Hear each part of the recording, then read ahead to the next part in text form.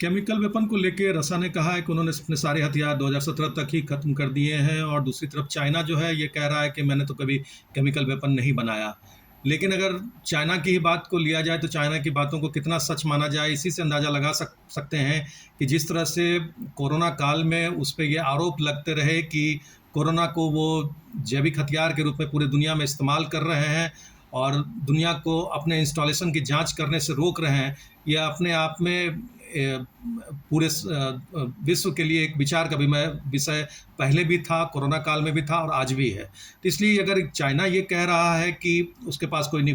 Chemical weapon नहीं है, तो ये विश्वास के योग्य नहीं लगता है, क्योंकि जिस तरह से देशों ने केमिकल वेपन को छुपा के रखा है और जिस तरह से वो अपने उपयोग को लेके वो लगातार डिनाई करते रहे हैं, उसमें हम देखते हैं कि जो दोनों ही देश हैं, रसा ने तो खैर अपने आप को, वो अपने सारे इंस्टॉलेशन को केमिकल वेपन को लेके क्लियर किया था और उसके बाद उसने वेपन को फेज वाइज मैनर में उसको ख़त्म किया। लेकिन चाइना के बारे में भी अभी भी दुनिया के लिए अपने आप में एक पहेली बना हुआ है कि चाइना के पास अगर अमेरिकन रिसर्चर्स की माने या दुनिया के अन्य रिसर्चर्स की माने, तो बोला जा रहा है कि दुनिया अगर किसी के पास सबसे ज़्यादा जैविक हथियार है तो वो चाइना के पास है। तो सवाल ये उठता है कि क्या तृतीय विश्व युद्ध अगर होता है और उसमें केमिकल वेपन का इस्तेमाल होगा कि नहीं होगा। जाहिर सी बात है कि जब दुनिया में अगर विश्व युद्ध होगा और जो देश केमिकल वेपन रखे होंगे अपने पास या बना रहे होंगे या उनके पास फैसिलिटी है कि वो कभी भी इसको बना सकते हैं, तो जाहिर सी बात है जो बना सकता है उसको इस्तेमाल कर सकता है, और इस्तेमाल कर सकता है तो द्वितीय विश्व युद्ध क्या किसी ऐसे दौर में भी हो सकता है कि जब किसी देश की अर्थव्यवस्था को डिरेल करना हो तो इस तरह के जैविक हथियार का इस्तेमाल करके उस देश की अर्थव्यवस्था को डिरेल किया जा सके। इसलिए ऐसा मानना कि चीन ने अगर ऐसा कह दिया कि उनके पास वेपन नहीं है, तो ये विश्वास के योग्य नहीं है, क्योंकि चाइना जिस तरह से सारे वो मापदंड हैं जो संयुक्त राष्ट्र संघ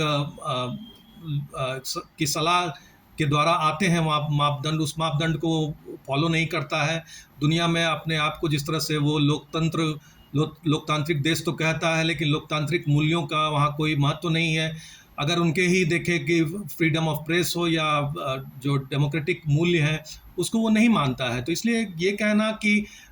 चाइना के पास लैब में अगर केमिकल वेपन है तो वो दुनिया को बता देगा, तो ये अपने आप में कोई देश अगर सोच रहा है तो ये अपने आप में बेईमानी है। और ये कहा जा सकता है कि इस तरह के आश्वासनों पर दुनिया को भरोसा नहीं करना चाहिए, और जहाँ तक केमिकल वेपन